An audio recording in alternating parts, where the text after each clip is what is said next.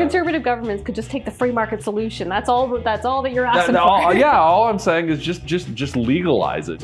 It does feel that Ford is muddying the water somewhat. It affects everyone, and never get in the way of an angry grandma. Hi, and welcome to The Missing Middle. I'm Kara Stern. And I'm Mike Moffat. And recently, the Ontario Liberals put forward a private member's bill where they were asking to legalize fourplexes and four-story buildings across this province. And it was a little bit surprising to me that Doug Ford came out and said, absolutely not. This is not something we are going to do. We're not going to legalize fourplexes everywhere. We're going to leave it up to the municipalities. If they want to do it, we're not going to force them. But before we get into that conversation, please like or subscribe or leave a comment. We'd love to hear from you.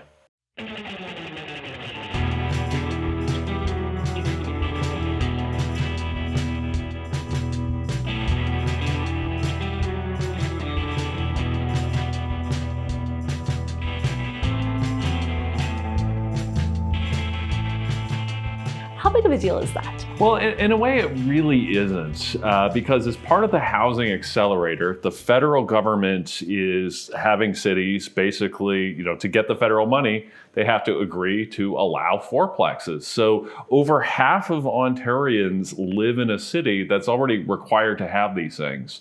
What's particularly notable, though, is Drew Dilkens, the mayor of Windsor, has refused to sign on to the housing accelerator because he doesn't like fourplexes.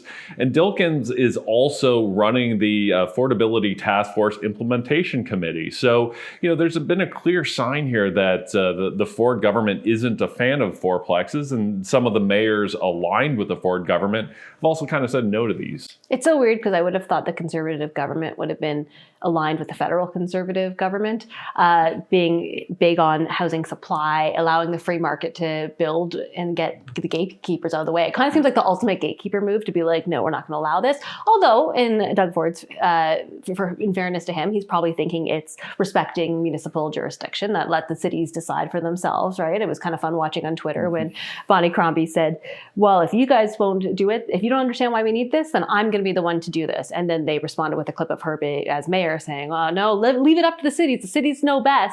Is it fair for them to kind of override the municipalities this way? Is leaving local control the right way to do it?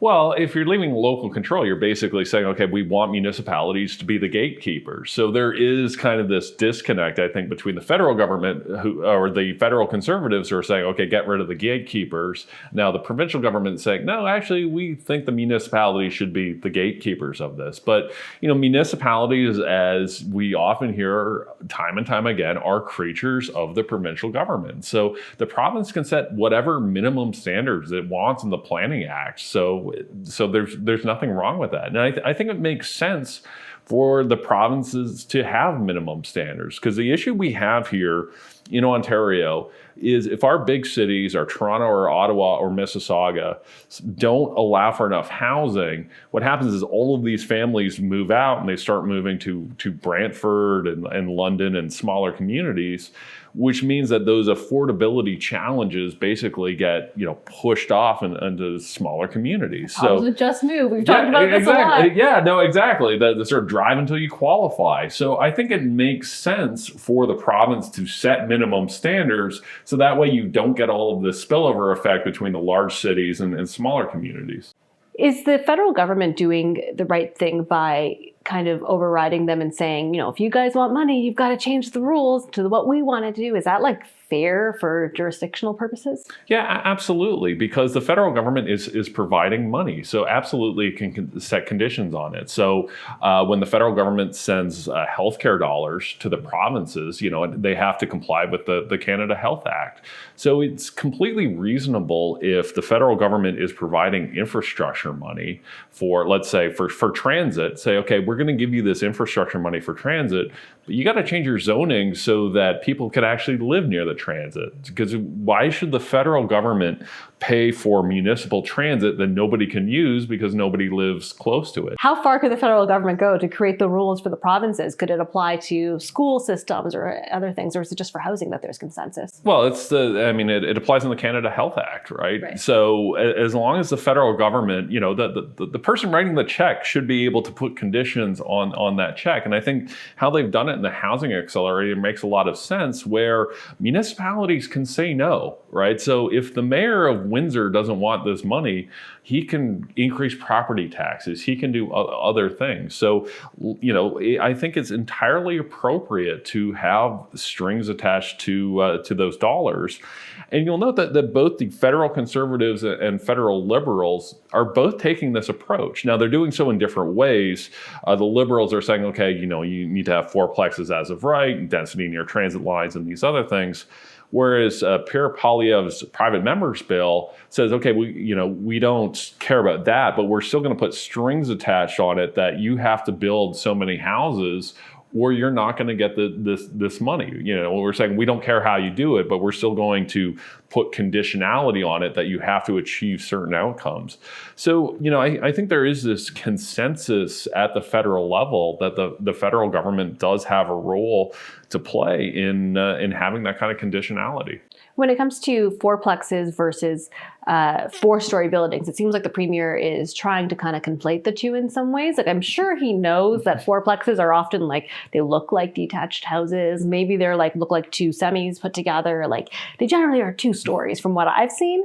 They're not 4-story buildings, but he keeps talking about fourplexes and how the liberals want to force 4-story buildings next door to you. Why do you think he's doing that? Yeah, I don't know if this is a deliberate strategy to muddy the waters or there's just some confusion here. Now, if you do look at the recent Liberal plan, they actually say that they would allow fourplexes and 4 stories. Which was a housing affordability task force recommendation from the Ontario government. Yeah, no, absolutely. And, and in the Liberal plan, they're not saying that the fourplexes have to be 4 stories and vice versa. The 4-story doesn't have to be a fourplex, right? There's sort of 2 separate recommendations. And it does feel that Ford is muddying the water somewhat. And I would imagine, and actually just given the blowback I got on Twitter a little bit, that it does seem that 4 stories is a lot more controversial to people than fourplexes. No, they're building one in your neighborhood. They are building one. Now, the architects say, well, Mike, that's only 3.5 stories because the rooftop terrace, et cetera, whatever. It's pretty tall. But yeah. For a residential neighborhood. For a residential neighborhood. Yeah, I had a lot of people explaining to me about, that my residential neighborhood isn't actually a residential neighborhood. It's really new, actually. It was planned for this, I saw on Twitter. Yeah, it was planned for, back in the 1890s when they started making the glebe in Ottawa. They're like, well, one day. So, neighborhoods change over time, and this is a way, having fourplexes and having a little bit more height allows for better use of the infrastructure, allows middle-class families to move into neighborhoods where the land costs are really expensive and they wouldn't be able to move there. I'm very sympathetic to people who, I understand it sucks living beside construction. It sucks living beside a building that's taller than yours. If you have a view and then you lose your view, that sucks. That's not fun. I also kind of feel and if you're going to live in a city and it's a growing city, and we've accepted that, Toronto, Ottawa, a lot of our cities, Mississauga, they're all fast-growing cities, then we kind of need places for people to live.